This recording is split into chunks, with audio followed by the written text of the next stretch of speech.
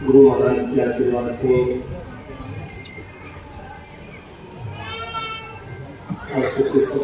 एकादशी है। मैया के आदेश से धाम के नियम और साथ मेला है वो नवरात्रि का मेला आता है, नवरात्रों में मैया का मेला लगता है। तो वैसे आप तरह भगत मैया के दरबार में आते हो, समस्या लेकर के, पीड़ा लेकर के या माता से आशीर्वाद लेने के लिए आते हैं, उनके लिए हर समय मैया का दरबार खुला है। नौमी, दशमी, एकादशी, पूर्णिमा तक मैया का मेला लगता है बच्चों। और जिनको कोई समस्या के अधिक परेशान है व्यक्ति की समस्या से, तो कभी भी आकर के पूरी लगा करके जा सकता है। बात पूछने के इच्छुक होते हैं, महाराज से मुख्य बातों के बारे में चर्चा करें, तो फिर बच्चों नौमी, दशमी, एकादशी, द्वादशी, पूर्णिमा तक मैया का मेला चलता है। आप लोग आए हैं, आते रहते हैं। सबसे प्रथम तो मैया से यही प्रार्थना करना कि जो आप लोगों की जो समस्या है, जो पीड़ा है, तकलीफ है, भगवती से जरूर कह के जाना कि माँ जाने जाने में अगर कुछ गलती हुई है तो आप क्षमा करें और ये समस्या का निवारण करें। तो मैं भी मातेश्वरी से प्रार्थना करूंगा कि सदा से जो सदा वो आया है भगवती उन सभी भक्तों की मनोकामना पूरी। जय हो महाराज। जब कोई पारिवारिक समस्या होती है व्यक्ति के, उसकी तो सुनने वाला होना चाहिए। वो फिर अपनों को सुनाने के लिए जाता है। घर में समस्या हो वो भाई को बताएगा, रिश्तेदार को बताएगा, प्यारे मित्र को बताएगा मेरी ये समस्या है। और उनके अपने अपने विचारों से वो रास्ता भी बताते हैं। भाई को बताएंगे समस्या तो वो ऐसे करते हैं, माँ बाप को बताएगा तो वो भी कोई उनको रास्ता बताते हैं, रिश्तेदार को बताते हैं वो भी कोई उनको रास्ता बताते हैं कि समाधान कैसे हो। लेकिन बहुत सी समस्या जीवन में ऐसी है वो अपने प्राय वो समस्या नहीं देख सकते, सुन सकते हैं, साथ दे सकते हैं, लेकिन जीवन की बहुत सी समस्या है वो पिता परमात्मा की कृपा से ठीक हो सकती है। आप लोगों की जो कई भक्तों की जो समस्या है भाई, आप बड़ी श्रद्धा से यहाँ आए हो, मुझे पूर्ण विश्वास है मातेश्वरी पे कि भगवती आपकी पुकार सुनेगी और जो भी आपकी समस्या है माता रानी उनका निवारण करेगी। और पारिवारिक सामाजिक तो सुख शांति चाहिए, सुख शांति के लिए आप प्रार्थना करना, आशीर्वाद मातेश्वरी की तो संदेश भगवती का आज हर व्यक्ति किसी न किसी समस्या को लेकर के बड़ा चिंतित है। आप ये मत सोचना कि भी हम लोग इसी समस्या से जूझ रहे हैं। आप तो यहाँ आए हुए हो तब देख रहे हो कि आपसे कोई समस्या है। बहुत से घरों के, बहुत से परिवारों में इतनी बड़ी बड़ी तकलीफें चल रही हैं। जैसे किसी के संतान है, बेटा भी है, बेटी भी है, सब कुछ है, लेकिन घर में शांति नहीं। मेहनत के बावजूद घर में पैसा भी है, लेकिन शांति से बढ़ तो नहीं सकते। और वो रोटी भी दे रखी है, लेकिन शांति से खा नहीं सकते। ये बहुत बड़ी समस्या है। और इसी समस्या दूर करने का कोई हॉस्पिटल भी नहीं। आज के वक्त में जो ग्रह कलेश नाम की ऐसी समस्या है जो बिना भगवान की कृपा बिना वो दूर नहीं हो सकती। इसलिए बहुत श्रद्धालु बैठे हैं जिनके पारिवारिक कष्ट है, पिता पुत्र की नहीं बनती, पति पत्नी की नहीं बन रही है, बाप बेटे की नहीं बन रही है, या कोई बच्चा कुसंगत में चलता वो नशा काजी हो गया, सब कुछ होते हो भी नहीं तो खाता न खाने देता, न सोता न सोने देता। तो बहुत बड़े बड़े लोग हैं समाज में, और आजकल ये समस्या बढ़ी भी बहुत तेजी से है, बढ़ भी बहुत ज्यादा रही है।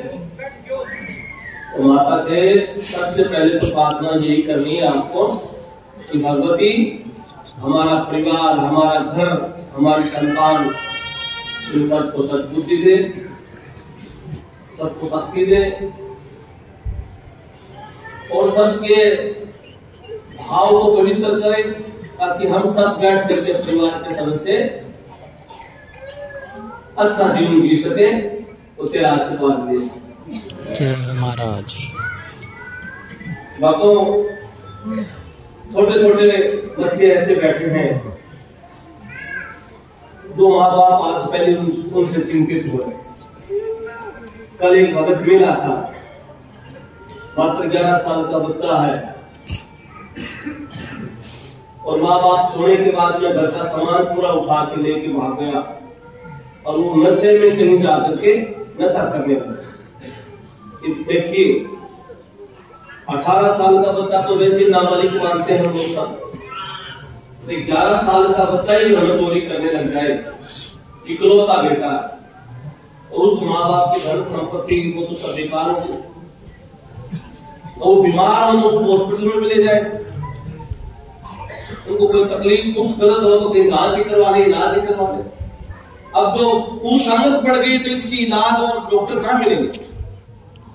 कुसंगत दूर करने का तो अस्पताल है ही नहीं, बताए कहा। तो मैं कहता हूँ सभी भगत अपने बच्चों को धार्मिक भावनाओं से जोड़े, आध्यात्मिक बनाए। ये नहीं कहूंगा कि वो बस पढ़ाई पढ़ाई छोड़ करके बाबा जी बन जाए, नहीं। शिक्षा का नाम तो संत है, इसके पास शिक्षा और संस्कार है, उसे तो संत कहा गया है। ज्ञान ही नहीं है, संस्कार ही नहीं है, उससे कपड़े पड़ने से थोड़ी संत होता है। ज्ञान का नाम संत है, ज्ञान का नाम ही प्रकाश है, प्रकाश का नाम ही भगवान। तो आप एक तो भगवती का संदेश है, अपने बच्चों को पहचानो, बच्चों की तरफ थोड़ा ध्यान करो। एक सबसे बड़ी समस्या चल रही है, पहले हमारे बच्चे दादी के और दादा के पास में ज्यादा रहते हैं, दादी दादा के पास बच्चे ज्यादा रहते थे, वो बच्चे आज भी अनपढ़ होकर के भी विद्वान हैं। तो दादा दादी के पास में जो पोता पोती सोते थे ना, वो नहीं भी पढ़े तो भी समझता है। अक्सर ज्ञान तो नहीं होगा, लेकिन उनको सामाजिक ज्ञान, और सामाजिक ज्ञान वाला व्यक्ति कभी भी गलत काम नहीं कर सकता, उसको समाज की चिंता रहती है। ये करूंगा तो भाई क्या कहेगा, ये करूंगा तो माँ क्या कहेगी, ये करूंगा तो क्या कहेगा। और सामाजिक ज्ञान लुप्त होने की वजह से हम सब के घरों में ग्रह कलेश होगा, और ये पूछने आप आए नहीं। आपको पूछने आया बस हमारा संतान दे दे, रोटी नहीं चल रही है, नौकरी दे दे या बिजनेस दे दे या अच्छा काम चला दे या ये बातें पूछने आए। और इस धाम में हमेशा ही सर्वप्रथम वो बातें बताई जाती हैं कि बंदा सबसे पहले तो इंसान बने, उसके बाद में इंसान के गुण आगे उनके अंदर इंसानियत लेकर के घर से निकले, और फिर वो कुछ भी बने, फिर वो बिजनेसमैन बने या गवर्नमेंट प्राइवेट कैसे भी अपना नौकरी करें, व्यवहारिक ज्ञान नहीं है तो हर शिक्षा का फैल। तो आज का संदेश माता का है कि सभी भाविक अपने बच्चों को गायत्री मंत्र जरूर सिखाओ।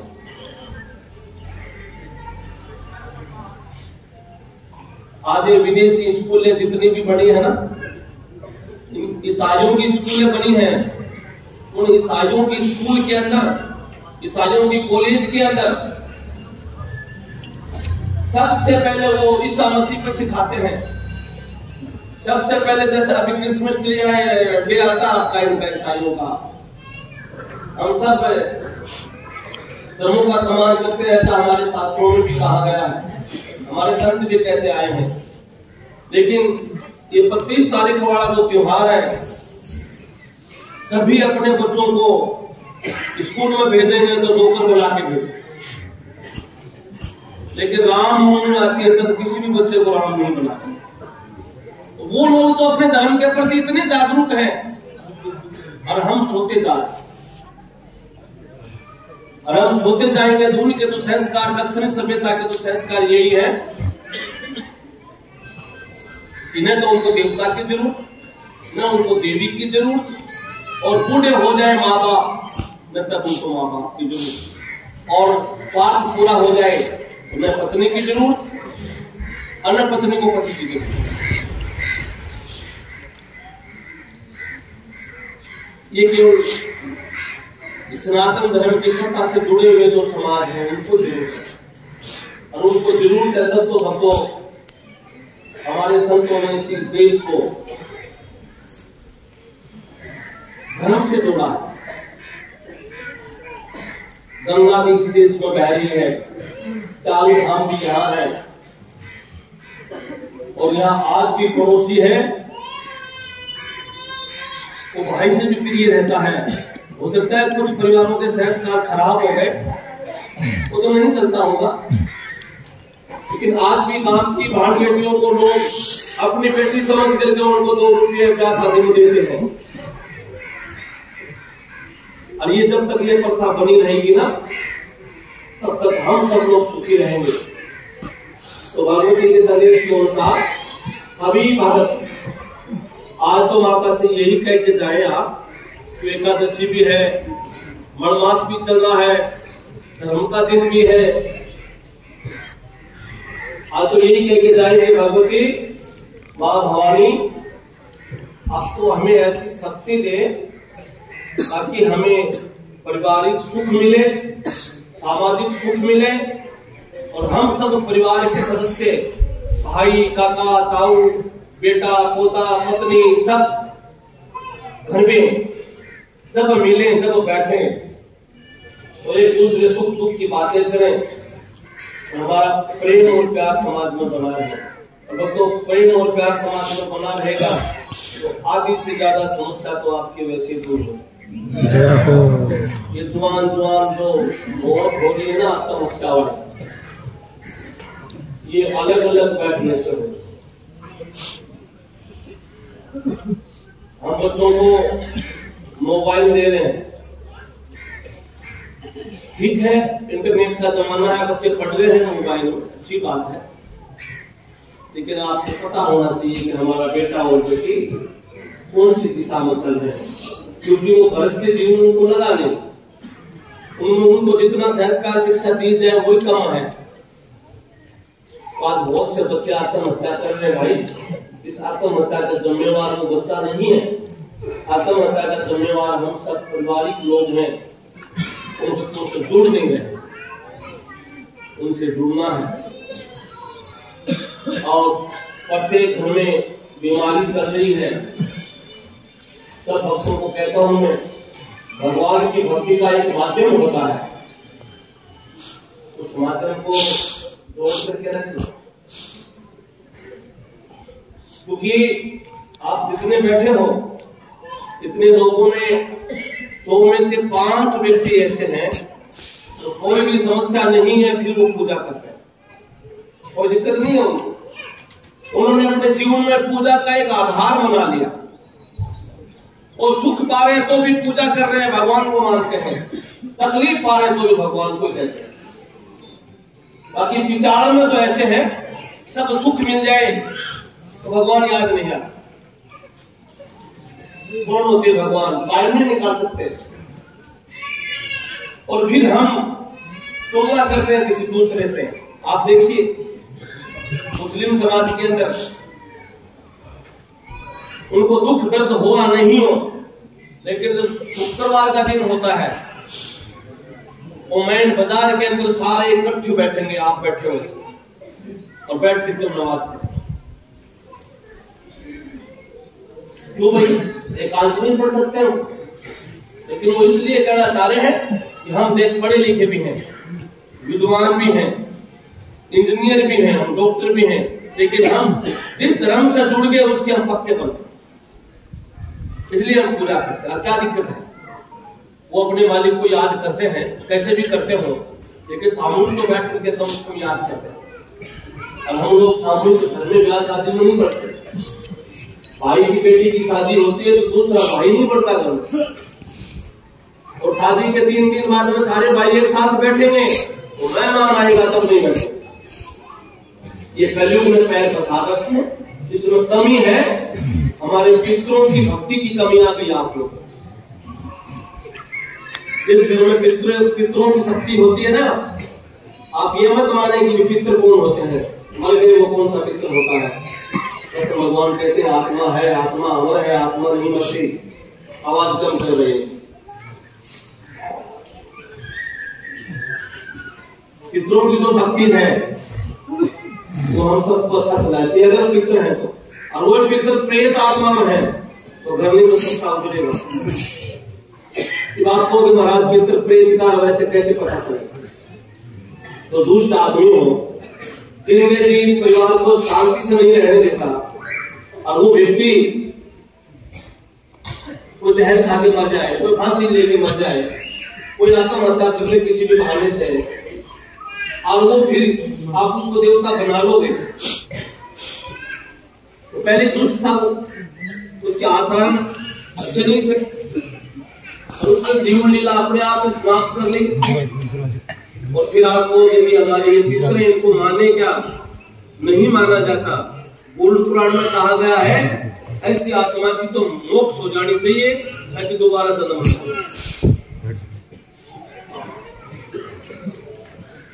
मुक्ति हो जानी चाहिए ऐसी आत्मा, तो दोबारा जन्म नहीं। तो आप कुछ करना चाहूंगा, जिस घरों के अंदर जो आत्महत्या हुई है, और आत्महत्या होने वाले जो पितर रूप में आप लोग मान रहे हो, बहुत परिवार में जिसका बेटा फांसी खा गया, जिसका भाई, किसकी तरफ पत्नी, जिसका कोई भी तो बैठ कर गया, किसी के कहने से आप उनकी पूजा कर रहे हो, ये भगवती का संदेश है, वो परिवार शांति से नहीं रह सकता। तो दुष्ट आदमी है, जिंदे जी परिवार के साथ नहीं रहता, सबको लड़ा के रखता है, और वो अगर मर जाए वो भी चैन से नहीं रहने देता। तब क्या करना चाहिए? तो हमारे शास्त्रों में कहा गया है कि लोग पहले नारायण बलि कराते हैं, भगवान नारायण के नाम से उनकी आहुति दे देते थे, ताकि कोई नाराज नहीं होता और उस आत्मा की गति हो जाती, ताकि परिवार शांति से। आज इतने जवान मृत्यु हो रही, लोग नारायण बलि भूल गए किस चीज का नाम करने वाला भी नहीं है। कोई ऐसे चक्कर में डाल देंगे वो पूजा पाठ करने वाले व्यक्ति का मनोबल और टूट जाए। तो भक्तों, मेरा मुख्य कहने का भाव ये है कि ऐसा तो कोई घर में है जो भगवान को नहीं मानता हो, कोई व्यक्ति नहीं मानता, कोई रिश्तेदार नहीं मानता, उसकी बात नहीं करता हूँ। ऐसा कोई भी घर नहीं जिस घर में कोई देवी देवताओं की वास नहीं हो। जिस घर में देवी देवताओं का वास नहीं होता वो घर कभी बसता नहीं, बिगड़ता है। आप नहीं पूजते होंगे तो आपके धर्मपत्नी पूजते होंगे, आपकी धर्मपत्नी नहीं पूजती होगी तो आपके पिता या आपकी माँ आपसे भगवान को मानती होगी, आपके माँ बाप और आप नहीं मानते होंगे तो घर में अपने पशु पक्षी पाल रखे ना, वो भी प्रार्थना करते होंगे कि ये परिवार ठीक रहना चाहिए, प्रभु ये सुखी रहना चाहिए। इसलिए ये कलयुग है भाई, इसी कलयुग में राय देने वाला होता है ना, राय देने वाला होता है कि राय लोग कम मानते हैं और तारीफ करने वाले की बड़ी बात मानते हैं। किसी भी व्यक्ति को उठा के तारीफ करेंगे, उसकी तो बहुत बढ़िया है, तो ये बहुत अच्छा है, वो मन में विचार करेगा बहुत मैं तो बड़ा अच्छा हूं। नहीं, जीवन में ऐसा भी व्यक्ति रखो अपने साथ जो अपने को अपनी कमियां बताए और हम बातें सुने भी, और तो अपने को टोकने वाला कोई हो तो निश्चित रखो इंसान उसमें निखार आता है, वो जिंदे जी देवता बन जाता है। जिस व्यक्ति को कोई टोकने वाला नहीं है, भोगने वाला नहीं है, वो अहंकार में चला जाता है। ऐसे छोटे छोटे बच्चे माँ बाप बड़ा प्रेम करते हैं, उनको करना चाहिए, लेकिन कई बातों में उनको टोकते रोकते नहीं, इतना लाड प्यार दे देते हैं उसी बच्चे को। वो बच्चा गलती भी करे तो भी उसको कुछ नहीं कहेंगे, पड़ोसी को ही उलझा देंगे, हमारा बच्चा ऐसा हो नहीं सकता। और एक दिन ऐसा आएगा, आपने क्रोध भर के अपने बच्चे को कहा, बच्चा 2 मिनट में कमरे में जाके फांसी लगा। इसलिए पुराने बुजुर्ग चलते थे ना, पूर्वज चलते थे, वैसे चलो। ये बार बार मैं क्यों संदेश दे रहा हूं, क्योंकि 3-4 साल में आत्महत्या बहुत बढ़ रही है, और मेरा हमेशा ही काम है लोगों से मिलना जुलना, उनसे सुनता भी है। आप तो अलग अलग गांव के अलग अलग मोहल्ले के आए होंगे, मेला लगता है तो हिंदुस्तान में बहुत से राज्य के लोग आते हैं, श्रद्धालु, बहुत से श्रद्धालुओं से मैं मिलता हूं। कई लोग मिलकर के बताते भी हैं, महाराज एक ही बेटा था वो फांसी ले गया। कई कहते हैं कि महाराज एक बेटी थी वो आत्महत्या कर, कई कहते हैं कि धर्मपत्नी सुसाइड कर दी, कई कहते हैं कि घर का मुखिया था वो आत्महत्या कर गया। अब बीमारी से तो कोई एक मरता है और आत्महत्या से परिवार मर जाता है। आत्महत्या से घर नष्ट हो जाता है। इसलिए भाई ये कलयुग में आपकी कोई नहीं सुनेगा। किसको बताओगे अपना दुख दर्द तो व्यक्ति आपको कहेगा कि फिर मिलते हैं। इसलिए अपना दुख दर्द हमेशा 5 मिनट बैठ के भगवान को सुनाया करो, निश्चित वो सुनेगा और आपका समाधान। जय हो। किसी बंदे को सुनाने की जरूरत नहीं भाई, कलयुग है। रोओगे तो आपका वो आनंद लेगा। आज की टाइम में रो के दुख सुनने वाला कोई एक दो मिले, रोने पर हंसने वाले को मिले। तो किसी विद्वान ने कहा ना, रोया मान घटे बंदे का, दुख चिंता में काया, अनीति में राज चलाता, झगड़े में धन माया। रोने से मान भी घटता है, दुख दर्द से शरीर भी घट जाता है, और झगड़ा करने से वंश भी नष्ट हो जाता है। तो फिर समाधान क्या हो? तो समाधान ये है कि एक नियम बनाओ, सुबह उठें, दिनचर्या से जुड़ने के बाद 15 मिनट धरती माता को दे दो, उसके बाद 15 मिनट भगवान को दे दो। आप कहोगे महाराज सुबह उठते उठते उसको जल्दी जल्दी नहाता हूँ, फिर काम पे चला जाता, बहुत अच्छी बात। आज किसी बेटी को कहेंगे कि 15 मिनट सुबह उठ के घूमिए, योगा करिए, उसके बाद में पूजा करिए, फिर खाना खाइए। मैं ये नहीं कहता कि इतना टाइम, मैं ये जरूर कहता हूँ कि भगवान का भजन तो खाना बढ़ाते बढ़ाते भी किया जा सकता है। भगवान का सुमरण तो नहाते नहाते भी किया जा सकता है। एक लोटा पानी का जब हम सिर पर डालते हैं तब भी कह सकते हैं हरिओम गंगा विष्णु मां भवानी गुरु महाराज। कह सकते हैं ना, भक्ति होगी। सदा से एक बार वो अंदर से आवाज निकल जाए, पवित्र मन से दिन में एक बार भगवान का नाम निकल जाएगा, पूरे दिन की पूजा, पूरे दिन की पूजा होगी। क्योंकि आपको जिसने भेज रखा है उसके संपर्क में आप आ गया। जैसे पहले वो कोरोना आई थी ना महामारी, उसमें उस किसी कोरोना मरीज के संपर्क में आ गया, उसकी जांच होती थी ना तेरे हुआ कि नहीं हुआ। अब कोरोना के संपर्क में आते कोरोना हो जाती है, तो भगवान के संपर्क में आते वो भगत नहीं बन सकता क्या? मुंह से बन सकता है क्या? चलिए 15 मिनट जरूरी नहीं, पूजा पे ही माला लेके बैठ जाए, चलते उठते फिरते घूमते, बस 2 मिनट उससे जुड़े। उसके बाद तो देखना ये मनुष्य जीवन ले रखा ना आपने, इसमें सब चीजें भगवती की कृपा से प्रत्येक मनोरथ पूरा होगा। और तुलसीदास जी ने कहा ना, सब सुख रहे तुम्हारी सरना, तुम रक्षक तुमको डरना, इतनी चीजें हो जाएंगी। इसके ये नहीं करोगे भक्तों तो झाड़ा झूड़ा लगवाते रहना, कोई नहीं पूछे। जब आप कहोगे महाराज हम तो केवल पूछने आए, मेरी खुद की बताओ, बाकी छोड़ो प्रवचन, हमारे बारे में रोक के दिखाओ कि हम ये दुखी हैं। ये तो भाई कोई जन्म का दुख है, कष्ट है, कर्म है, कुछ तो भोगना पड़ेगा। ये माँ सीता ने भी भोगा है, और भगवान विष्णु के रूप में राम आए, उन्होंने भी कष्ट भोगा है। और भगवान शिव की अर्धंगिनी माँ सती, उसने भी कष्ट भोगा है। भक्ति करते करते हनुमान जी महाराज ने भी कष्ट भोगा है। और कृष्ण भगवान साथ में तो भी अर्जुन ने भी कष्ट भोगा है। जय हो।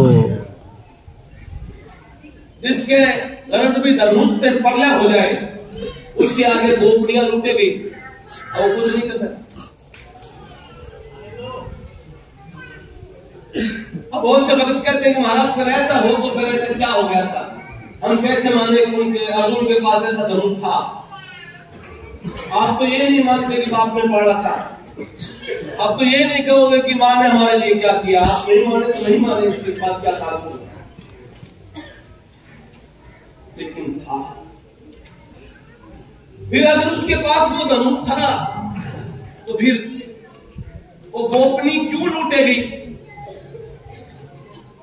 तब तो संत कहते हैं किसी भी इंसान को घमंड हो जाए अपनी शक्ति पे, अपने बल पे, अपनी भक्ति पे, भगवान भी आके परीक्षा ले क्या आज तक तूने जो किया है वो सही है। परीक्षा में पास तो भाई 100 में से 5 होते हैं, बाकी 95 को तो फिर दोबारा कोशिश करनी है पास होने। जैसे अर्जुन भगवान कृष्ण को कहने लगे, ये केशव जब तक मैं आपके साथ हूं तब तक आप चिंता मत किया। कृष्ण भगवान मुस्कुरा करके सोच रहे हैं, बोला अच्छा अर्जुन, मैं भी सोच रहा हूं कि जब तक मेरे अर्जुन साथ है इतने मुझे क्या भय है।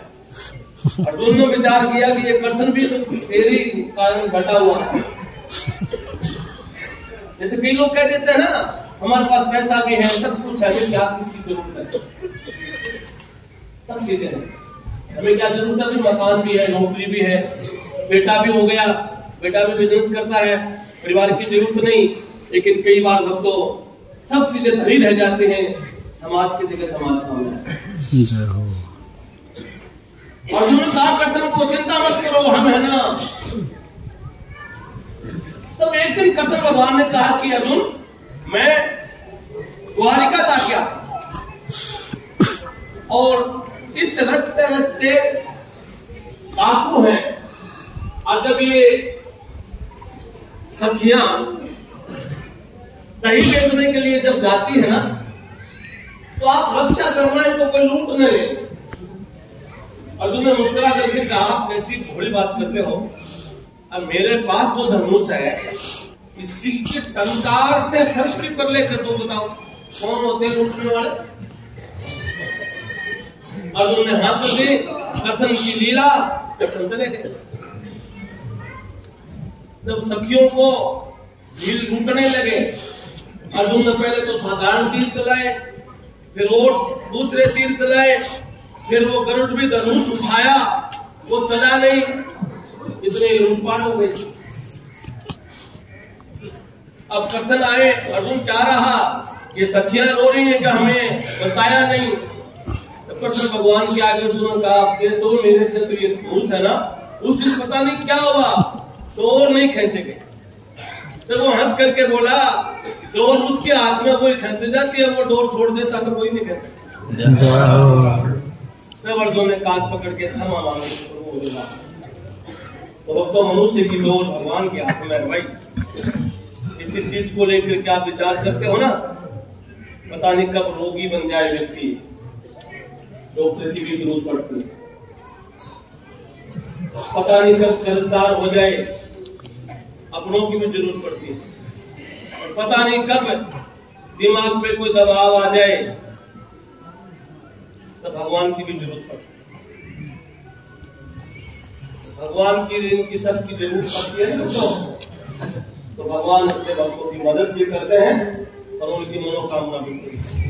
जय हो महाराज, राजा राम जय हो। तो आज लोग आप आए हो भगत जी के धाम में, बहुत से तो श्रद्धा से आए, श्रद्धा बनी हुई है। बहुत से भगत आए कोई संकट या किसी समस्या में, संकट कोई समस्या में आए हैं। उनको कहना चाहूंगा कि माँ की कृपा से भगवती आपके कष्टों का निवारण करेगी, चिंता क्या। जय हमारा श्री राम जय। मैं इतनी चीजों बातें बता रहा हूँ, कुछ बातें आपको अच्छी लगे अपने जीवन में साथ कर। तो महाराज जी ये बातें बताइए क्या करना चाहिए। आपको कुछ नहीं चलता कि प्रभु का नाम, इनमें जो नाम है जो आपको अच्छा लगा वो अपने साथ जोड़ लेना, जीवन धन्य हो जाएगा। और आके सोचोगे कि यहाँ बैठने की व्यवस्था नहीं, महाराज जी से मिल भी नहीं पाए, मिट्टी में बैठना पड़ता है, क्या पता फायदा होगा कि नहीं होगा, इस प्रकार की चिंता है। ये चिंतन नहीं है, ये इसी शरीर के लिए सुख की बातें कर रहे हो। बैठने के लिए जगह नहीं, किसको बैठना है आपको।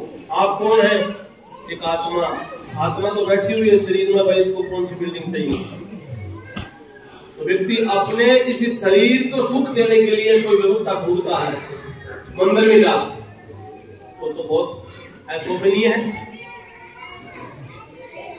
क्योंकि मंदिर में तो हम जाते हैं आत्मा को परमात्मा से जोड़ने, न कोई शरीर को बड़ी जगह बैठाने के, न कोई इसी शरीर को अच्छी धर्मशाला चाहिए। शरीर को भी धर्मशाला और व्यवस्था जब चाहिए जब ये अंदर आत्मा है तब तक। और ये आत्मा निकलेगी भाई तो कितनी भी बड़ी व्यवस्था हो आपके पास, सोना तो उसी जंगल में पड़ेगा जहाँ घास फूस पड़ा, केवल व्यवस्था शरीर को चाहिए है। भगवान ने तो व्यवस्था बना रखी है सब। तो आप लोग आए हो, यहाँ व्यवस्था हमेशा ही ऐसे ही होती है नीचे बैठने की। आरती होती है सुबह शाम, जब भगत लोग अपनी श्रद्धा से प्रार्थना करते हैं। और यही बात भाड़ा घोड़ा डोला जंतर ऐसा यहाँ कोई होता नहीं, केवल हमारे पूर्वजों की जो सेवा है ये सुबह शाम आरती के दर्शन करें। माता रानी का लक्ष्मण अवतार का स्थान है, अपनी मन्नत मांगे और मन को पवित्र करने के लिए परम पिता परमात्मा का सुमरण करें। इतनी श्रद्धा लेकर के आए हो, निश्चित माध्यम से आपकी समस्या भी दूर करेगी और आपकी मनोकामना। जय हमारा गुरु महाराज।